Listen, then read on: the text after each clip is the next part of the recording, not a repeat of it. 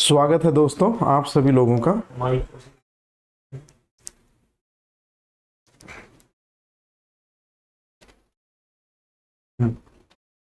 स्वागत है दोस्तों आप सभी लोगों का एग्जाम भूमि के इस डिजिटल वर्ल्ड में।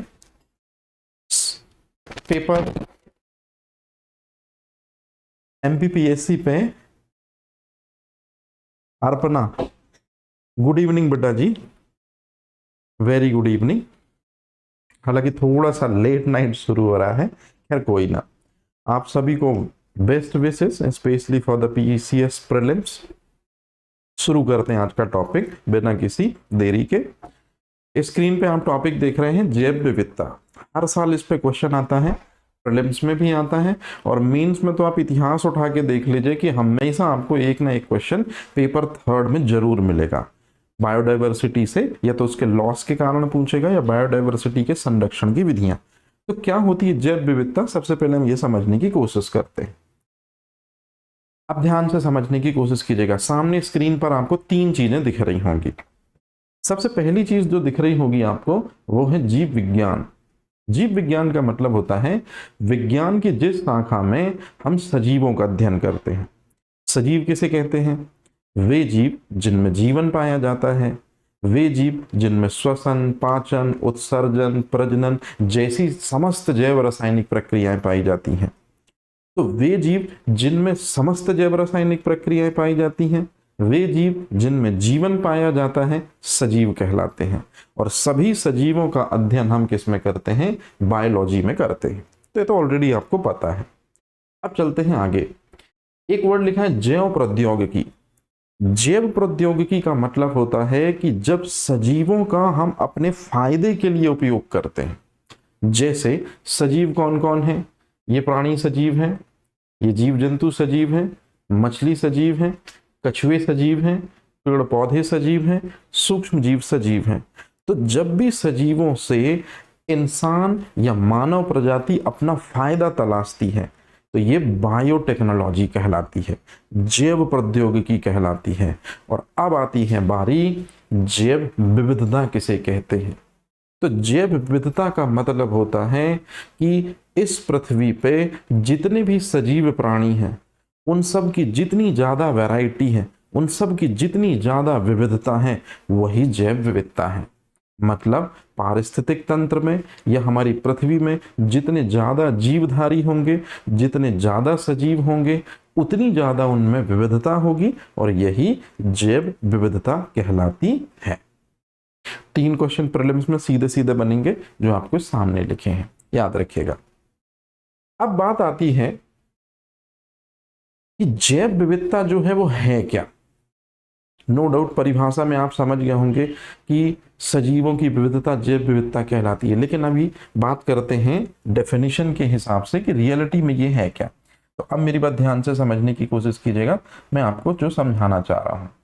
मेरा कहना यह है कि सजीव कौन होते हैं।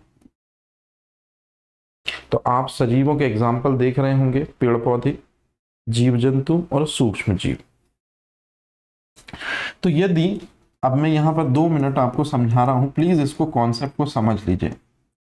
यदि सजीव प्राणियों की संख्या ज्यादा है,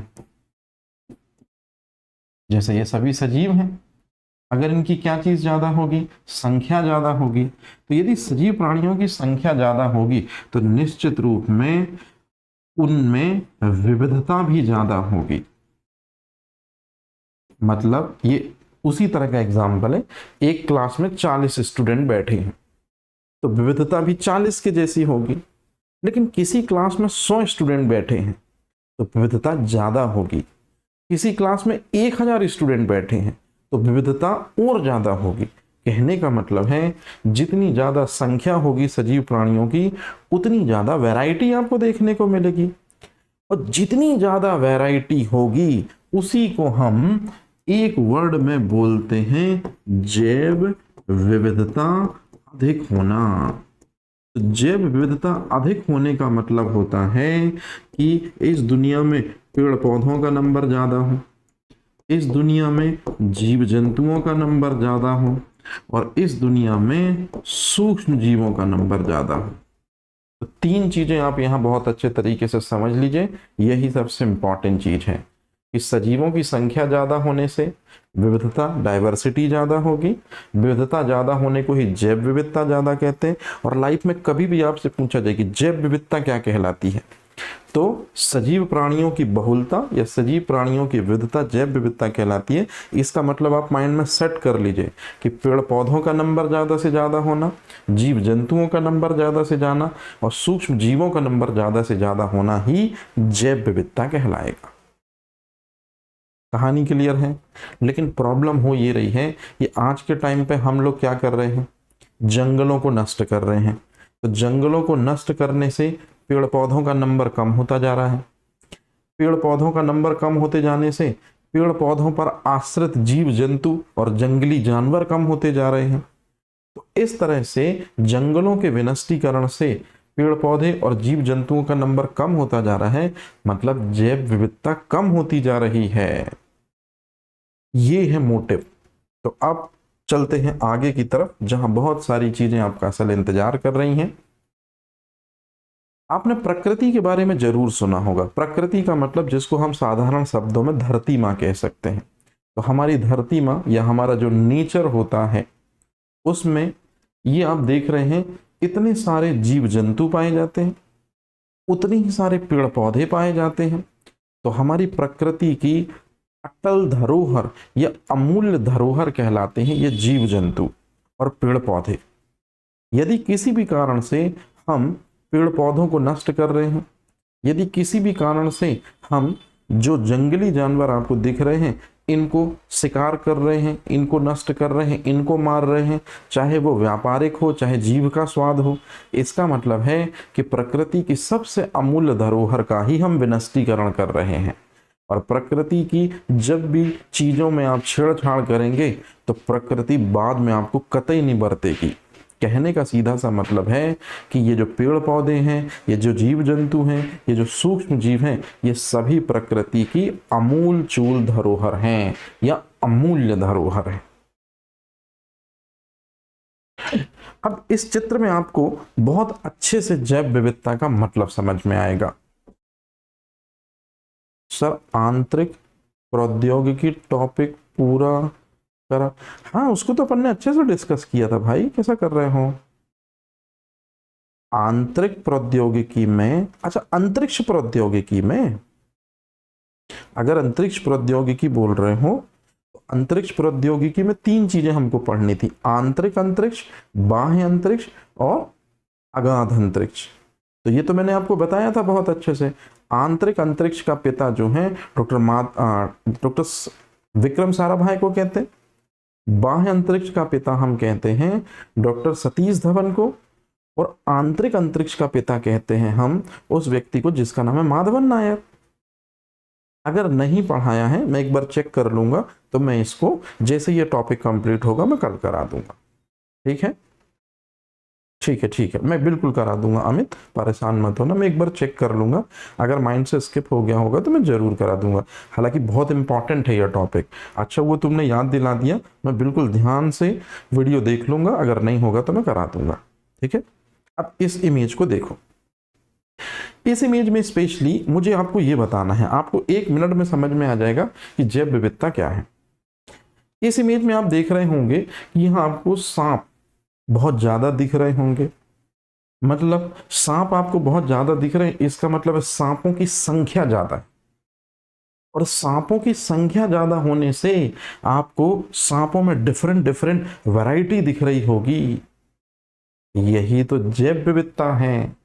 जितना ज्यादा किसी जाति की संख्या होगी उतना ज्यादा उनमें वैरायटी होगी। जैसे इंसानों की जनसंख्या जितनी ज्यादा होगी उतनी ज्यादा उनमें विविधता होगी। कोई ऊंचा होगा, कोई लंबा होगा, कोई छोटा होगा, कोई मोटा होगा, कोई नाटा होगा। ये है दरअसल में विविधता।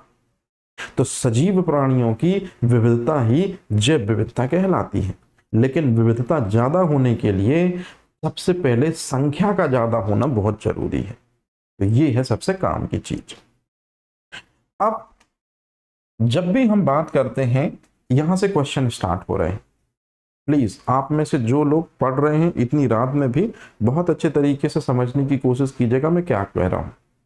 सबसे पहले आपको दो डेट दिख रही होंगी, जैव विविधता दिवस कब मनाते हैं। तो सबसे पहले आप देखिए, जैव विविधता दिवस मनाते हैं हम 22 मई को। लेकिन 22 मई यदि ऑप्शन ना दिया जाए और फिर पूछा जाए आपसे कि बताइए जैव विविधता दिवस हम कब मनाते हैं, तो आपको कहना है 29 दिसंबर। तो ये दो डेट आपको याद रखनी है कि जैव विविधता दिवस हम दो पर्टिकुलर डेट में मनाते हैं, 22 मई को भी मनाते हैं और 29 दिसंबर को मनाते हैं। अब दरअसल इनमें इतना डिफरेंस क्यों है? इंडिया 29 दिसंबर को मनाता है, जबकि यूनाइटेड नेशन ने दुनिया के सभी देशों से आह्वान किया था कि आप 22 मई को मनाइए। तो ये छोटी सी कहानी है। अब जैव विविधता दिवस मनाने का मतलब क्या है? वही जो मैंने आपको बताया, वर्तमान समय में इंसान क्या कर रहे हैं, पेड़ पौधों को लगातार काटते जा रहे हैं, जिसको हम कहते हैं निर्वनीकरण। और पेड़ पौधों का लगातार कटते जाने से जीव जंतुओं की संख्या कम हो रही है, पेड़ पौधों की संख्या कम हो रही है, सूक्ष्म जीवों की संख्या कम हो रही है। मतलब बायोडाइवर्सिटी लगातार क्या होती चली जा रही है, कम होती चली जा रही है। इसीलिए ये दो डे आए हैं ताकि जीव जंतुओं का, पेड़ पौधों का नंबर बढ़ता रहे। इसी में आप सामने यदि देख रहे होंगे, मैं थोड़ा सा साइड में हो रहा हूं क्योंकि ये चीज बहुत आसानी से आपको मुझे समझानी है। MKP, नमस्ते मेरे भाई, बहुत बहुत नमस्ते। अब ध्यान से समझिएगा, यहां आपको दो साइंटिस्ट दिख रहे होंगे। जो सबसे पहले सबसे ऊपर साइंटिस्ट दिख रहा है ना, अच्छे से देख लीजिए, सबसे पहले उस साइंटिस्ट का फेस वैल्यू देख लीजिए। इनका नाम है WG रॉजन और मैं बात कर रहा हूं सन 1985 की। जैव विविधता शब्द का सबसे पहली बार इस्तेमाल WG रॉजन ने किया था, याद रहेगा ये चीज। और एक साल बाद, मतलब साल 1986 में, ये साल 1986 में पर्यावरण संरक्षण अधिनियम 1986 में ही आया था। तो साल 1986 में एक व्यक्ति है जिसका नाम है, आप अगर स्क्रीन पे इमेज देखेंगे तो ये बन ठन के जो बैठे हैं साहब, इनका नाम है एडवर्ड ओ विल्सन।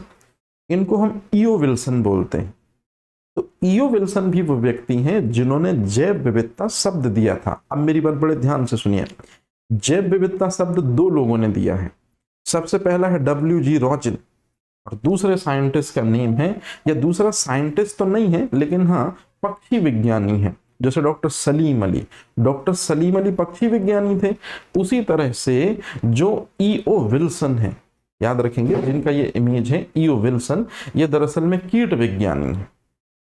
याद रहेगा ये जी, कीटों पर रिसर्च करते हैं, पक्षियों पर रिसर्च करते हैं, तो बेसिकली ये कीटों पर रिसर्च ज्यादा करते हैं।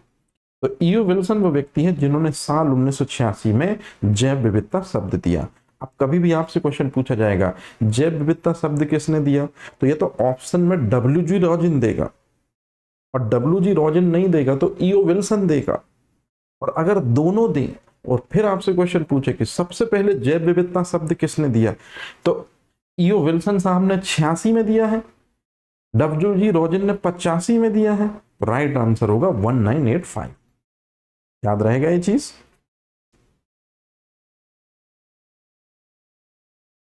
अब सामने जो आप स्क्रीन पर देख रहे हैं, सबसे पहले आप देखिए, आपसे क्वेश्चन पूछा जाएगा, मैंने साफ साफ लिख दिया है, जैव विविधता दशक किसे कहते हैं। जैसे आपको भी पता, दशक का मतलब होता है 10 साल। तो जैव विविधता दशक का मतलब ये होता है, बिल्कुल सिंपल से बातों में बता रहा हूं, यूनाइटेड नेशन मतलब आपको भी पता होगा संयुक्त राष्ट्र संघ। संयुक्त राष्ट्र संघ ने महसूस किया कि 2010 के पहले दुनिया ने इतने ज्यादा पेड़ पौधे काटे, इतने ज्यादा जंगल काटे, इतने ज्यादा जीव जंतुओं को नष्ट किया कि यूनाइटेड नेशन को पूरी दुनिया को मैसेज देना पड़ा कि भाई 2011 से 2020 में आप पेड़ पौधे लगाइए, क्योंकि यदि आप इन 10 सालों में पेड़ पौधे नहीं लगाते हैं तो फिर जैव विविधता को बहुत हद तक आप क्या कर देंगे, कम कर देंगे। और जैसे आपको ये चीज तो बहुत अच्छे से पता है कि शेर का निवाला है दरअसल में लोमड़ी, लोमड़ी का निवाला है खरगोश। तो यदि कोई एक जाति भी खत्म हुई, एक जाति, मान लो खरगोश खत्म हो गए, तो बेचारी लोमड़ियां तड़प तड़प कर मर जाएंगी, उनको भोजन नहीं मिलेगा।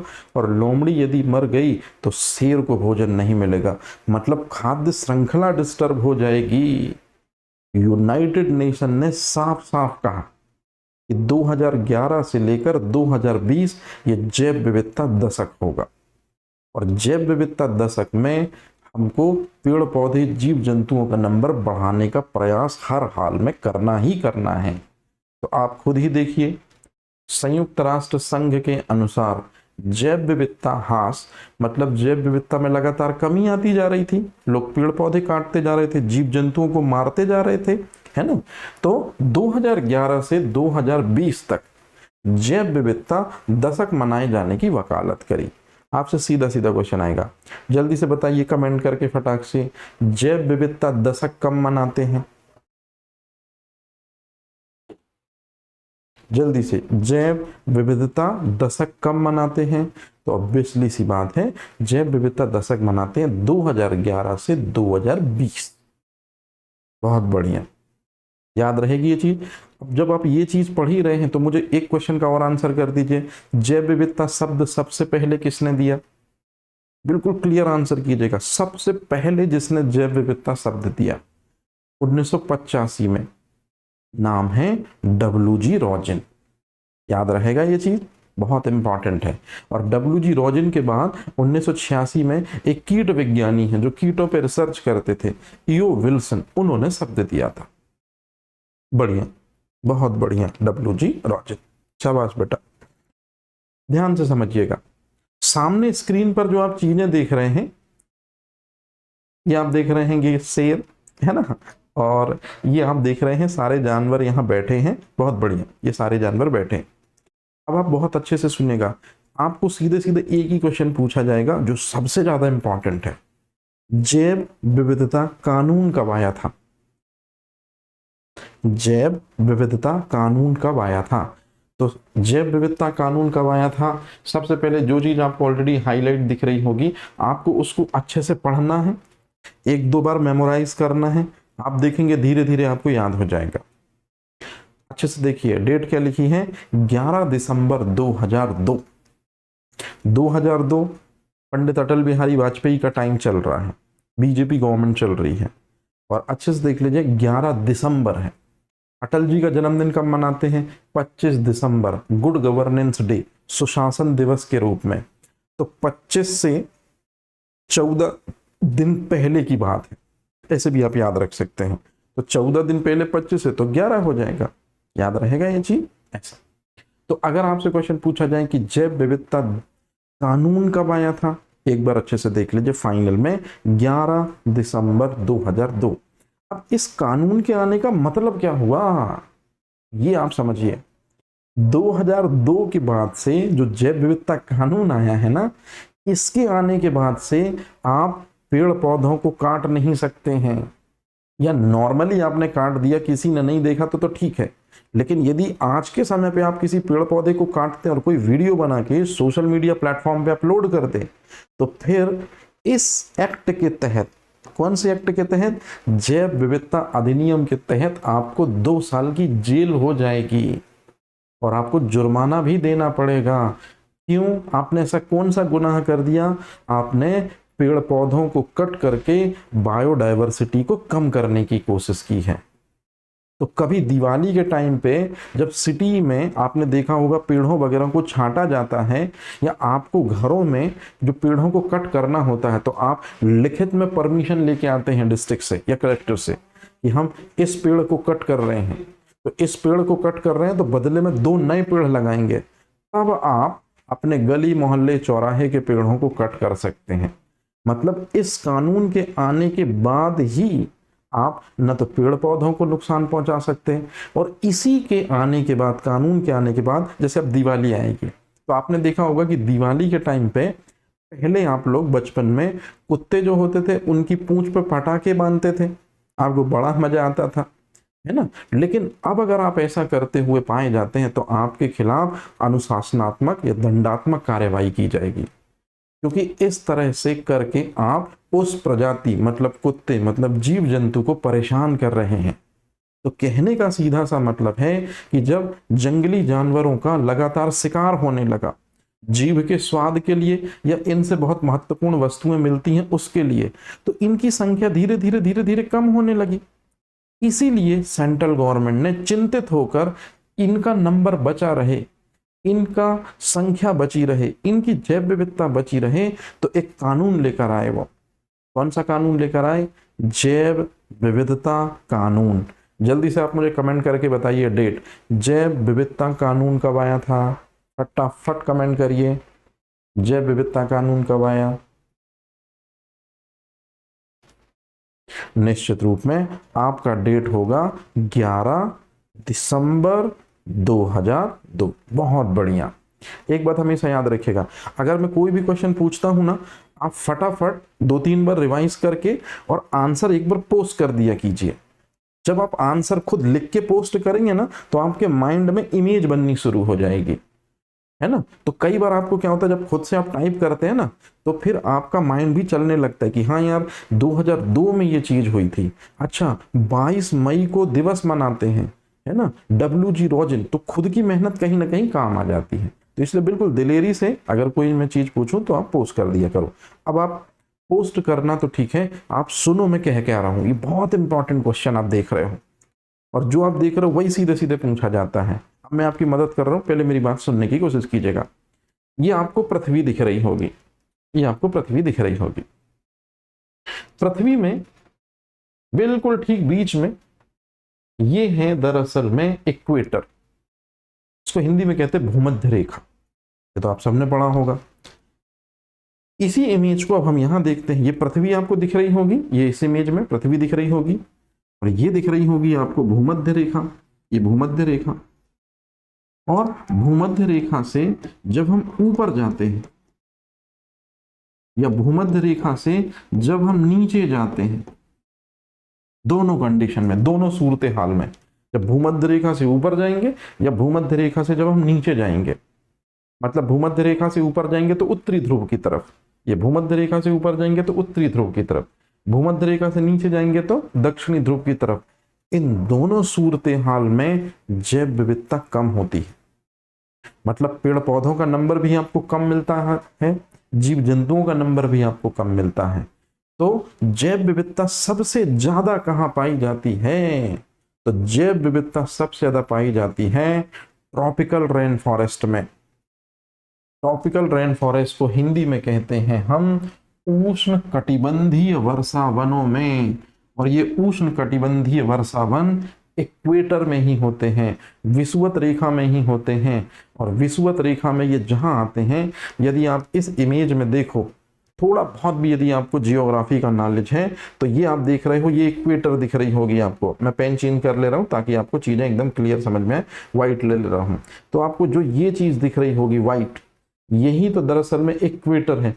और आप खुद देखिए इक्वेटर कहां से गुजर रही है, तो ये एक आपको अफ्रीका महाद्वीप दिख रहा होगा, और अफ्रीका महाद्वीप में एक देश है जिसका नाम है ब्राजील, और ब्राजील में ही है अमेजन वन, और अमेजन वन को ही कहते हैं उष्ण कटिबंधीय वर्षा वन। और चूंकि ये विषुवत रेखा में स्थित होते हैं, इसलिए इनको विषुवतीय वन भी कहते हैं।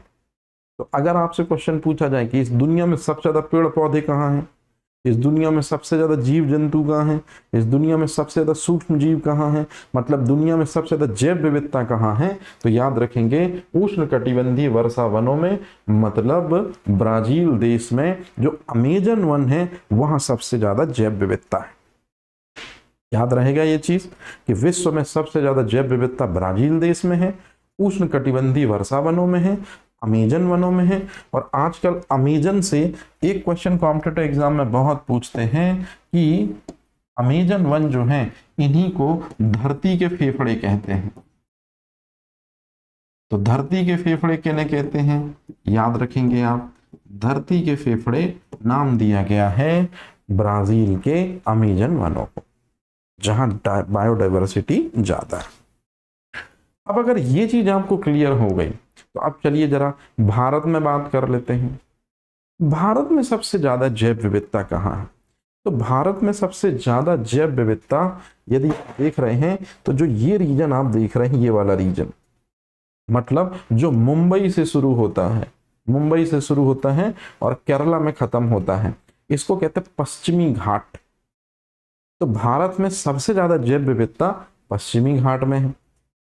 उससे भी इंपॉर्टेंट चीज, केरल में जो पश्चिमी घाट में आता है वहां साइलेंट वैली है। जी हाँ, साइलेंट वैली, जिसको हम कहते हैं शांत घाटी। दरअसल में इसका नाम शांत घाटी इसलिए पड़ा क्योंकि रात में अगर आप कहीं पर भी जाते हैं तो आपको झींगुरों की आवाज सुनाई देती है। केरल के शांत घाटी एक लौती भारत में ऐसी घाटी है या ऐसी जगह है जहां झींगुरों की आवाज सुनाई नहीं देती। इसी वजह से केरल के साइलेंट वैली को शांत घाटी कहते हैं। तो अगर आपसे क्वेश्चन पूछा जाए कि भारत में सबसे ज्यादा जैव विविधता कहाँ है, तो आपको कहना है पश्चिमी घाट की शांत घाटी में है, साइलेंट वैली में है, जो कहाँ स्थित है, केरला में स्थित है। याद रहेगा ये चीज। अच्छा, लेकिन अगर आपसे क्वेश्चन पूछा जाता है कि भारत में सबसे ज्यादा जैव विविधता कहाँ पाई जाती है और पश्चिमी घाट ऑप्शन में नहीं है, साइलेंट वैली ऑप्शन में नहीं है, तब आपको भारत का जो ये पूर्वी हिमालय क्षेत्र होता है, भारत का जो ये पूर्वी हिमालय क्षेत्र होता है, ये वाला देखिए, पश्चिमी घाट तो हो गया, लेकिन जो पूर्वी हिमालय क्षेत्र होता है, और ये पूर्वी हिमालय क्षेत्र में कौन कौन आता है, आपको देखिए सिक्किम आता है, पश्चिम बंगाल आता है, असम आता है, अरुणाचल प्रदेश आता है और उत्तराखंड भी आता है। ये यदि आप यहाँ देखें, यहाँ उत्तराखंड आता है ना। तो अगर आपसे क्वेश्चन पूछे कि बताइए भारत में सबसे ज्यादा जैव विविधता किन दो जगहों पर है, तो आपको सीधे सीधे कहना है भारत में सबसे ज्यादा जैव विविधता है पश्चिमी घाट में। कहां पर है भारत में सबसे ज्यादा जैव विविधता, तो भारत में सबसे ज्यादा जैव विविधता है पश्चिमी घाट में। लेकिन यदि आपसे क्वेश्चन पूछे कि पश्चिमी घाट में सबसे ज्यादा जैव विविधता कहां पर है, तो पश्चिमी घाट में सबसे ज्यादा जैव विविधता है साइलेंट वैली में, मतलब कहां पर, शांत घाटी में। और ये शांत घाटी कहां पर है भैया जी, ये जो शांत घाटी है ये केरला में। लेकिन यदि क्वेश्चन आपसे आए कि भारत में सबसे ज्यादा जैव विविधता कहां है और पश्चिमी घाट ऑप्शन में ना दिया हो, तो सेकंड नंबर पर जो आंसर होगा उसे हम कहते हैं पूर्वी हिमालय।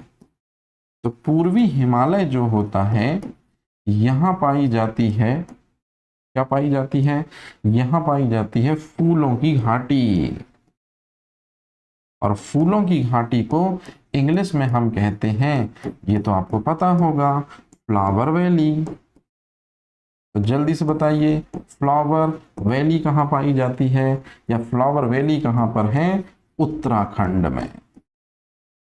और उत्तराखंड में कहां पर है, चामोली जिले में। और जो ये फूलों की घाटी है, इसको दो पर्वतारोहियों ने खोजा था, फ्रैंक स्मिथ और होल्सवर्थ। ये दो पर्वतारोही हैं जिन्होंने खोजा था।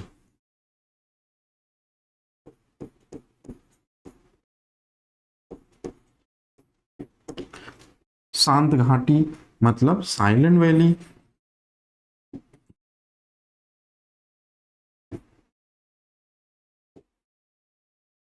इस तरह से याद रहेगा ये चीज।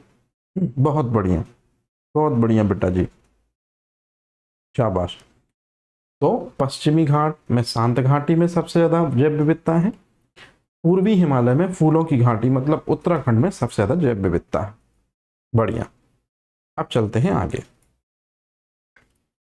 अगर आपसे क्वेश्चन पूछा जाए हॉटस्पॉट क्या कहलाते हैं, या भारत में ये हॉटस्पॉट शब्द सबसे पहले किसने दिया था, तो मैं बहुत आराम से आपको जो समझा रहा हूं पहले आप वो समझो। देखिए, सबसे पहले आप ये समझिए हॉटस्पॉट शब्द सबसे पहले किसने दिया था। हॉटस्पॉट शब्द देने वाला सबसे पहला व्यक्ति है नॉर्मन मायर्स, और इसने साल 1988 में हॉटस्पॉट शब्द दिया था। तो ये आपको याद रखना है। हॉटस्पॉट शब्द किसने दिया था, फटाफट कमेंट करिए। और जितने भी लोग लाइव हैं प्लीज कमेंट जरूर कीजिए। मैंने पहले ही बोला ना, मैंने बहुत सारे स्टूडेंट को देखा है, वो जब कमेंट करते हैं ना तो फिर जब एग्जाम देते हैं ना तो एग्जाम में अगर कमेंट किया हुआ कोई ऑप्शन अगर फंसता है, अगर धोखे से भी उन्होंने कमेंट कर दिया है खुद की मेहनत से, है ना, तो फिर एग्जाम में यदि ऐसा कोई क्वेश्चन आता है तो ऑटोमेटिकली आपका हाथ उस राइट आंसर पे जाता है। इसलिए मैं हमेशा बोलता हूँ, हालांकि आपको थोड़ा अजीब लगेगी मेरी बात कि सर एक चीज के पीछे पड़ गए हैं कि बार बार वही बोल रहे हैं, प्लीज आपके भलाई के लिए बोल रहा हूँ, आप जरूर करना। हाँ, उससे आप ही को याद रहेगा। अब जैसे अर्पणा ने किया है कि नॉर्मन मायर्स, अब वो हमेशा याद रहेगा, क्योंकि नॉर्मन मायर्स अगर हम बोलते हैं तो फिर वर्डिंग थी। अब आपने तो टाइप भी किया तो NARMAN, तो ऐसी इमेज बननी शुरू हो जाती है ना, तो फिर वो लाइफ लॉन्ग याद हो जाता। बहुत इंपॉर्टेंट क्वेश्चन है, नॉर्मन मायर्स जिसने हॉटस्पॉट शब्द दिया। अब ये हॉटस्पॉट क्या कहलाता है, इसको समझिए। हॉटस्पॉट दरअसल में वे स्थान होते हैं जहां बहुत सारे पेड़ पौधे हैं, जहां बहुत सारे जीव जंतु हैं, बहुत सारे सूक्ष्म जीव हैं, मतलब जैव विविधता ज्यादा है। जैसे सिटी से लगे हुए जंगल, तो सिटी से लगे हुए जंगलों में पेड़ पौधे हैं, जीव जंतु हैं, सूक्ष्म जीव हैं। लेकिन कब तक, जैसे जैसे सिटी विस्तृत होती जाएगी तो वो जो जंगल हैं वो धीरे धीरे कटते जाएंगे, नष्ट होते जाएंगे। तो हमेशा याद रखिएगा, सिटी के पास में जो जंगल हैं वो निश्चित रूप में जैसे जैसे सिटी अपना विस्तार करेगी जंगल समाप्त होते जाएंगे, या जंगल धीरे धीरे धीरे धीरे कम होते जाएंगे। तो यही जंगल स्पॉट की श्रेणी में आते हैं। मतलब हॉट स्पॉट का मतलब होता है कि जहां जैव विविधता का भंडार है, जैव विविधता की बहुलता है, लेकिन कुछ समय बाद वो एरिया में जैव विविधता नहीं होगी। तो जहां जातियों की समृद्धता है, यहाँ जैव विविधता ज्यादा है। कुछ समय के बाद जब वहां के पेड़ पौधों को काट दिया जाएगा तो वहां के जितने भी जीव जंतु हैं वो इधर उधर भागेंगे, और फिर इधर उधर भागेंगे और बेचारे मारे जाएंगे। तो ऐसे क्षेत्र जहां जीव जंतुओं की आज विविधता ज्यादा है लेकिन निकट भविष्य में उनको नष्ट कर दिया जाएगा, तो ऐसे क्षेत्र हॉटस्पॉट की श्रेणी में आते हैं। तो ये आपको जरूर याद रखना है। हालांकि परिभाषा उतनी इंपॉर्टेंट नहीं है जितनी इंपॉर्टेंट क्या है बेटा जी, जितनी इंपॉर्टेंट है ये शब्द किसने दिया था। अब ये जो चीज है जो ऑलरेडी आपको पता होगी, अभी मैंने आपको बताया कि सबसे ज्यादा इंडिया में जैव विविधता कहाँ है। तब आप बोलेंगे कि सर इंडिया में सबसे ज्यादा जैव विविधता है पश्चिमी घाट में, मतलब मुंबई से लेकर केरला तक। अब आप देखो, इस मुंबई से लेकर केरला तक में बीच में कुछ घाट पड़ते हैं, कुछ घाट पड़ते हैं, जैसे थाल घाट, जैसे पाल घाट, जैसे भोर घाट। तो जैसे ये देखो, ये दिख रहा होगा आपको, ये घाट, ये घाट, ये थाल घाट दिख रहा होगा आपको। अब आप जल्दी से बताइए, ये जो चारों के चारों घाट हैं ये किस में आ रहे हैं? सीधी सी बात है, ये चारों घाट आ रहे हैं वेस्टर्न घाट में। ये चारों के चारों जो घाट हैं ये चारों के तीनों जो आपको दिख रहे हैं, तो दरअसल में तीनों के तीनों क्या दर्रे हैं। अरे हाँ, है ना, जियोग्राफी में आप पढ़ते हो, पाल घाट, थाल घाट, भोर घाट, तो ये दर्रे हैं। लेकिन ये दर्रे किसके अंतर्गत आ रहे हैं? पश्चिमी घाट में। तो थोड़ा सा आपको याद रखना। और आजकल क्वेश्चन हालांकि जियोग्राफी में पूछते हैं, थाल घाट किसको किससे जोड़ता है, पाल घाट किसको किससे जोड़ता है, और मुंबई को पुणे से कौन सा जोड़ता है। तो ये आप थोड़ा सा याद रखेंगे, है ना, ये आते रहते क्वेश्चन। अब चलते हैं आगे। जैव विविधता के कितने प्रकार होते हैं, या जैव विविधता कितने प्रकार की होती है, ये हमको अब बहुत अच्छे से समझना है, क्योंकि इस पे सीधे सीधे क्वेश्चन आते हैं। तो चलिए मैं आपकी मदद करता हूं। सबसे पहले आप स्क्रीन पर जो देख रहे हैं, जैव विविधता 3 प्रकार की होती है। पहला आनुवांशिक, दूसरा प्रजाति, और तीसरा है पारिस्थितिकी तंत्र। अब ये क्या होती है मैं एक एक करके समझाता हूं। सबसे पहला चित्र यदि आप देख रहे हैं, ये पहला चित्र आनुवांशिक जैव विविधता। दूसरा चित्र आप जो देख रहे हैं ये कौन सी जैव विविधता है? प्रजातिगत जैव विविधता। और जो तीसरा इमेज आप देख रहे हैं, ये तीसरा इमेज जो आप देख रहे हैं, तो तीसरे इमेज में आपको दिख रहा होगा ये रेगिस्तान दिख रहा होगा, फिर ये घास के मैदान दिख रहे होंगे, फिर ये समुद्र दिख रहा होगा और ये टुंड्रा दिख रहा होगा। मतलब अलग अलग पारिस्थितिक तंत्र में जीव जंतुओं की संख्या भी अलग अलग होती है। अब मेरी बात ध्यान से सुनेगा। सबसे पहले हम बात करते हैं आनुवांशिक जैव विविधता की। ठीक है, तो आनुवांशिक जैव विविधता जो होती है वो गुणसूत्र, डीएनए और जीन, इन तीन में हेर फेर या फेरबदल के कारण आती है। जैसे आपके परिवार में आपके पिताजी, आपके माताजी और आप लोग होंगे, तो आप तीनों या चारों लोग, साथ में भाई बहन भी होंगे, तो आप तीनों या चारों हैं तो मनुष्य, लेकिन एक का भी चेहरा दूसरे के चेहरे से मैच नहीं आ रहा है। एक की बॉडी दूसरे की बॉडी से टोटल अलग है, लेकिन आप भी इंसान हो, आपके फादर भी इंसान है, मदर भी इंसान है और भाई भी इंसान है। तो इतना डिफरेंस कैसे हुआ? और आप मनुष्य जाति मतलब एक ही जाति हुए, तो एक ही जाति में जो विभिन्नता होती है वो गुणसूत्र, डीएनए और जीन के कारण होती है। तो जब भी कोई विविधता जीन के कारण होती है, जब भी कोई विविधता गुणसूत्र के कारण होती है, जब भी कोई विविधता डीएनए के कारण होती है, तो इसी को आनुवांशिक जैव विविधता कहते हैं। कभी भी आप जैसे इस चित्र में देख रहे होंगे, आपको खरगोश की एक जाति दिख रही होगी, मतलब खरगोश एक जाति है, लेकिन खरगोश की जाति की बहुत सारी उपजातियां दिख रही होंगी। कोई का कलर अलग दिख रहा होगा, कोई छोटा है, कोई बड़ा है, कोई ऊपर है, कोई नीचे है। तो एक ही जाति में जब अलग अलग वैरायटी हो, एक ही जाति में अलग अलग वैरायटी, जैसे इस इमेज को देख लीजिए आप, ये सब इंसान हैं, एक ही जाति है, लेकिन अमिताभ बच्चन मुंबई अलग दिख रहा है आपको, ये आपको है ना नीग्रो अलग दिख रहा है, फिर आपको ये चाइनीज अलग दिख रहा है, फिर ये आपको जापानीज अलग दिख रहा है, फिर ये यूएसए का पर्सन अलग दिख रहा है। मतलब हैं एक ही व्यक्ति, सभी मानव हैं, सभी इंसान हैं, एक ही जाति है, लेकिन एक ही जाति में जो अलग अलग अंतर है वो किसकी वजह से है? डीएनए की वजह से है, या जीन की वजह से है, या गुणसूत्र की वजह से है। तो जब भी जीन, गुणसूत्र या डीएनए विविधता कराते हैं एक ही जाति के अन्य सदस्यों में, तो उसको आनुवांशिक विविधता कहते हैं। दूसरी होती है प्रजाति विविधता। जैसे इस चित्र में आप देखेंगे, जो पोलर बियर है वो नॉर्मल भालू से टोटल अलग है, जिराफ हाथी से अलग है, फिर गेंडा जो है वो जेब्रा से अलग है। कहने का मतलब है एक जाति जेब्रा, दूसरी जाति जिराफ। तो जब आप दो जातियों में साफ साफ अंतर कर पाते हैं, या ये गाय है और ये इंसान है, तो यहां दो अलग अलग जातियां हो गई। तो दो अलग अलग जातियों में जो विभिन्नता होती है उसको कहते हैं प्रजातिगत जैव विविधता।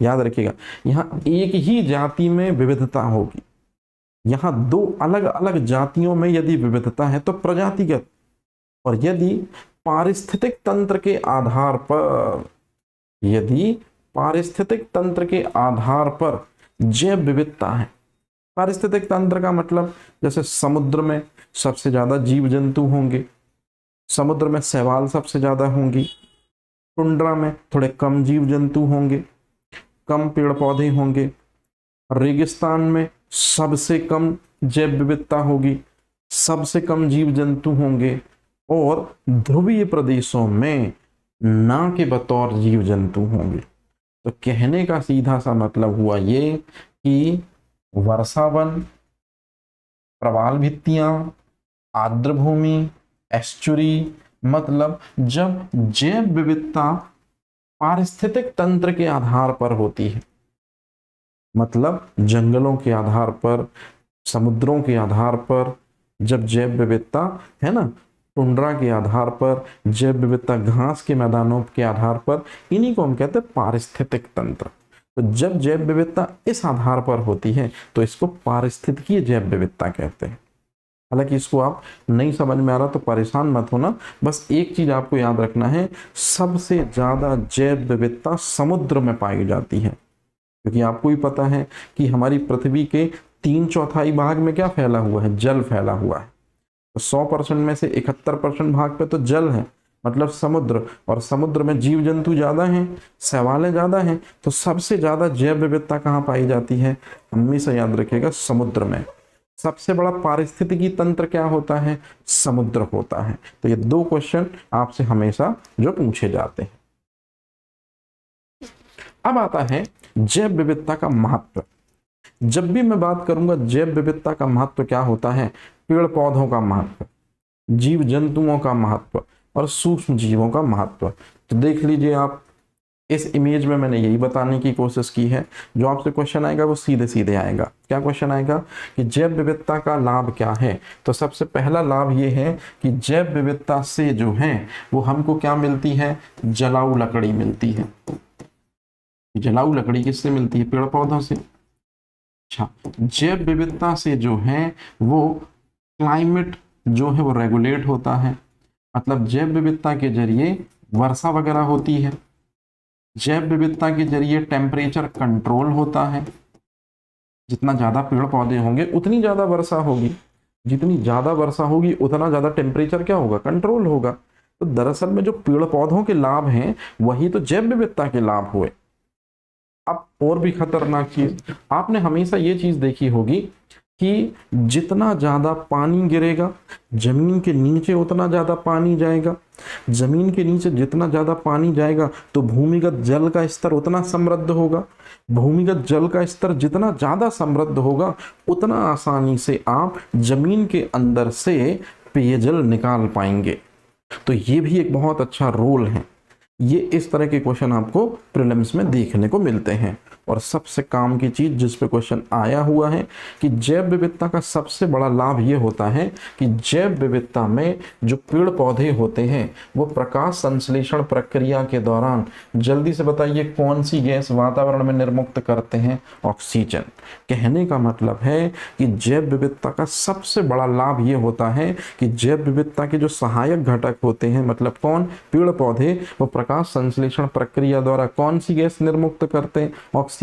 और यही ऑक्सीजन जो पेड़ पौधों के लिए उत्सर्जी गैस है, हमारे लिए प्राणदायिनी वायु है। तो ये है जैव विविधता का सबसे बड़ा लाभ कि पेड़ पौधों से हमको प्राणदायिनी वायु अर्थात ऑक्सीजन मिलती है। अब इसमें कुछ और भी दिए हैं जिनको आप देख सकते हैं। जैसे मेरे को जो मेन चीज आपको समझानी थी, जो मेन चीज आपको बतानी थी, ये चीज जैव विविधता के जरिए मृदा का निर्माण होता है। अब आप बोलेंगे सर ये कैसे हो सकता है, तो याद करिए, आप अपने घरों से बाहर कचरा डाल देते, कचरे को लगातार सूक्ष्म जीव जो हैं वो छोटे छोटे सेगमेंट में डिवाइड करते जाते हैं। और आप देखेंगे कि आपके अड़ोस पड़ोस में, अब चूंकि स्वच्छता बहुत ज़्यादा है इस वजह से तो ये नहीं देख पाएंगे, लेकिन आपने कभी न कभी फ्लैशबैक में देखिए, आप कभी देखे होंगे कि गाय या भैंस या कोई जानवर मृत पड़ा हुआ है तो धीरे धीरे उसकी बॉडी गलने लगती है और फिर वो मिट्टी के ढेर में तब्दील होने लगता है। तो दरअसल में किसी भी पेड़ पौधे को मरने के बाद, किसी भी जीव जंतु को मरने के बाद उसको मृदा में तब्दील करते सूक्ष्म जीव। और मैं आपको पहले ही बता चुका हूं कि जैव विविधता में हम 3 लोगों के एहसानमंद हैं। पहला पेड़ पौधे, दूसरा जीव जंतु और तीसरा सबसे इंपॉर्टेंट होते हैं सूक्ष्म जीव। तो ये जो फंक्शन है ये सूक्ष्म जीवों का फंक्शन है, क्योंकि सूक्ष्म जीवों की मदद से ही जो सजीव हैं वो अपघटित हो पाते हैं और मृदा निर्माण होता है। इसके जस्ट बाद में हमको खाने पीने की चीजें मिलती हैं। भोज्य पदार्थ हमको कहाँ से मिलते हैं, पेड़ पौधों से। तो वो भी तो जैव विविधता का एक घटक है। मेरी बात बड़े ध्यान से सुनिएगा, ये ट्रेंड थोड़ा सा हटके है लेकिन क्वेश्चन इससे बहुत आ रहे हैं कि इनमें से कौन जैव विविधता का महत्व नहीं दर्शाता है। तो जब भी ऐसा क्वेश्चन आएगा तो आपको तत्काल माइंडसेट लगाना है, जैव विविधता के महत्व का मतलब है पेड़ पौधों से क्या मिलता है, जीव जंतुओं से क्या मिलता है और सूक्ष्म जीवों से क्या मिलता है।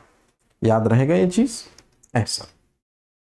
अब उससे भी खतरनाक क्वेश्चन जो हमेशा हर साल आपको प्रीलिम्स में नहीं मिलेगा तो मेंस में, मेंस में नहीं मिलेगा तो प्रीलिम्स में। ऐसे कौन से कारण हैं जिस वजह से पेड़ पौधों का नंबर कम होता जा रहा है? ऐसे कौन से कारण हैं जिस वजह से जीव जंतुओं का नंबर कम होता जा रहा है? ऐसे कौन से कारण हैं जिस वजह से सूक्ष्म जीवों का नंबर कम होता जा रहा है? मतलब एक वर्ड में अगर हम बोलें तो इसी को तो बोलते हैं जैव विविधता कम होना, और थोड़ा स्टैंडर्ड लैंग्वेज में हम बोल देते हैं जैव विविधता ह्रास के कारण, या जैव विविधता लगातार कमजोर क्यों होती जा रही है। तो एक एक करके जरा जल्दी से हम इसको समझ लेते हैं। सबसे पहला जो कारण है वही सबसे बड़ा कारण है। कैसे, ध्यान से समझेंगे। आज के समय पे जितनी भी दिक्कतें और परेशानियां हो रही हैं उनका सबसे बड़ा कारण, यदि मैं आपसे पूछूं, आपके दिमाग में जो भी प्रॉब्लम आ रही है पर्यावरण से संबंधित, चाहे वो क्लाइमेट चेंज हो, चाहे ग्लोबल वार्मिंग हो, चाहे एसिड रेन हो, है ना, कोई भी प्रॉब्लम यदि है, उसका शुरुआत कहां से होती है? यहां से हो रही है। हिंदुस्तान में और दुनिया के और देशों में जनसंख्या तेजी से बढ़ रही है। आप ध्यान से सुनेगा, मेन कारण ये है, जनसंख्या यदि बढ़ेगी तो हमको क्या करना होगा? आप ध्यान से सुनेंगे, जनसंख्या बढ़ रहे हैं मतलब नए नए बच्चे घरों में पैदा हो रहे हैं। जनरली ये बच्चे जब बड़े होंगे तो उसी घर में तो रहेंगे नहीं, क्योंकि छोटे परिवार का आज के समय पर कॉन्सेप्ट आ गया है। तो अब जब जनसंख्या बढ़ेगी तो जो नए नौनिहाल आ रहे हैं इनके लिए नया घर चाहिए, और नया घर कहाँ बनाएं? सिटी में तो चलने के लिए जगह नहीं है, तो बस सिटी से पास में जो जंगल है, मैंने अभी थोड़ी देर पहले बताया, उसे हम हॉट स्पॉट कहते हैं। बस जंगलों को हमने कट करना शुरू किया। तो जंगलों को जब हमने कट करना शुरू किया, इसी को कहते हैं निर्वनीकरण। तो निर्वनीकरण से जल्दी से बताइए किसका नंबर कम किया हमने? पेड़ पौधों का। निर्वनीकरण से पेड़ पौधे यदि कम हुए तो जो जीव जंतु हैं, जंगली जानवर हैं, उनका नंबर कम हो जाएगा, और इन दोनों का नंबर कम होगा तो सूक्ष्म जीवों का नंबर भी क्या हो जाएगा? कम हो जाएगा। तो पहला कारण है जनसंख्या वृद्धि, दूसरा कारण है निर्वनीकरण, और निर्वनीकरण करके आप क्या बनाना चाहते हैं? आप शहर बसाना चाहते हैं, मतलब नए नए घर बनाना चाहते हैं, इसको कहते हैं शहरीकरण। और जो नई पॉपुलेशन आ रही है, इसको प्रोडक्ट चाहिए होंगे तो आप इंडस्ट्रियां लगाएंगे, तो इसको कहते हैं औद्योगिकीकरण। मतलब उद्योग और सिटियां आप तो जंगलों में ही बसाओगे उनको कट करके। ये है आपके पहले क्वेश्चन का आंसर। जैव विविधता ह्रास का सबसे बड़ा कारण है जनसंख्या वृद्धि। जनसंख्या वृद्धि के बाद दूसरा कारण है निर्वनीकरण, और निर्वनीकरण जो है वो आपको करना पड़ता है क्योंकि नई जनसंख्या के लिए रहने के लिए घर चाहिए, और दूसरी चीज उनकी आवश्यकताओं की पूर्ति के लिए फैक्ट्रियां लगेंगी। इसके बाद जो मेन चीज आती है, एक छोटा सा डाटा भी यहां दिया है, पॉइंट नंबर 2। एशिया के 65% उष्ण कटिबंधीय जो वन है वो नष्ट हो चुके हैं सिर्फ इन दो चीजों के कारण, शहरीकरण और औद्योगिकीकरण के कारण। तीसरी चीज है, जब आप वनों का नाश करते हैं तो वनों में रहने वाले जीव जंतुओं का भी नाश कर देते हैं। तो इस तरह से बायोडाइवर्सिटी ह्रास का सबसे बड़ा कारण निकल कर आता है जंगलों का विनाश। ये आप याद रखेंगे। आज का लास्ट जो टॉपिक है इसमें, इसके बाद हम कल कंटिन्यू देखेंगे। सामने स्क्रीन पर आपको एक बंदा दिख रहा होगा, जी हाँ, आप देख रहे होंगे, ये सलमान खान। सलमान खान ने जिस मूवी का गाना बड़ा फेवरेट है, मैया यशोदा ये तेरा कन्हैया, कभी देखा होगा आपने, इसी मूवी के इसी सीन के दौरान जितने आर्टिस्ट हैं वो जंगल जाते हैं, और जंगल में वो एक हिरन को मार देते हैं। मेरी बात ध्यान से सुनेगा, उन्होंने हिरन को मारा, और हिरन को मारने का मतलब होता है कि एक जाति के नंबर को कम किया। एक जाति के नंबर को कम किया मतलब जैव विविधता को कम किया। हालांकि सलमान खान के द्वारा हिरन को मारना उसका शिकार करना था, तो शिकार ही दरअसल में वो मेन कारक है जिसके जरिए जीव जंतुओं का नंबर खास तौर से लगातार कम होता जा रहा है। और कई बार जो शिकार होता है उसके दो कारण होते हैं। पहला शिकार का कारण होता है जीभ का स्वाद। यदि आप शिकार को मारकर खाना चाहते हैं तो इसलिए भी आप देख रहे होंगे खरगोश जो हैं वो बिल्कुल लुप्त से होते चले जा रहे हैं, क्योंकि आप उनका शिकार करके उनको जीभ का स्वाद बनाते हैं। लेकिन वहीं आप लोगों ने देखा होगा हिरन को, आप लोगों ने देखा होगा शेरों को, आपने देखा होगा सांपों को बहुत बड़ी तादाद में मारा जाता है। क्यों? क्योंकि इनके शिकार करने का मतलब है इनको खाना नहीं, बल्कि इनसे वैल्यूएबल चीज़ें बनती हैं। जैसे शेर की खाल से इंटरनेशनल लेवल पर क्या बनता है? लेदर बनता है, जो लाखों करोड़ों का बिकता है। इसी तरह से स्नेक के शूज़ बनाए जाते हैं उनकी खालों से, पर्स बनाए जाते हैं। तो शिकार भी वो रीज़न है जिस वजह से जीव जंतुओं, और स्पेशली कौन से जीव जंतुओं का याद रखेंगे, जो जंगल में रहने वाले जीव जंतु हैं जिनको हम कहते हैं वर्ल्ड लाइफ एनिमल, उनका नंबर तेजी से कम हो रहा है।